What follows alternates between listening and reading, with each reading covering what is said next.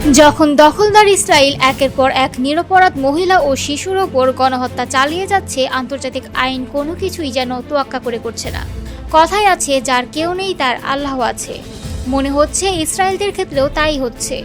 প্রচলিত অগ্নিশিখায় যেন দাউ দাউ করে পড়ছে ইসরায়েল। ইসরায়েলের সবচেয়ে ভয়াবহ দানবীয় দাবানলে পুড়ে ধ্বংস হয়ে যাচ্ছে মাইলের পর মাইল এলাকা। ইসরায়েলের বুকে এই রাক্ষসী দাবানল থামার নামই নিচ্ছে না।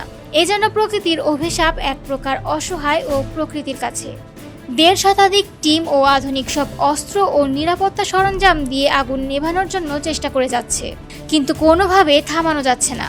প্রবল সামরিক শক্তিধর দেশ হওয়া সত্ত্বেও এই দুর্যোগের সামনে অসহায় ইসরায়েলের শাসক নেতানিয়াহু। এ ভয়াবহ দাবানল শুরু হয় বুধবার। গরম শুষ্ক আবহাওয়া এবং প্রবল বাতাসের কারণে আগুন দ্রুত ছড়িয়ে পড়ে এবং একটি পাইন বন পুড়িয়ে দেয়।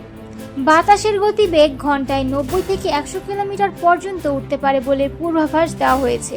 একের পর এক এলাকা পুড়িয়ে আগুনের লেলিহান শিখা যাচ্ছে জেরুজালেমের দিকে।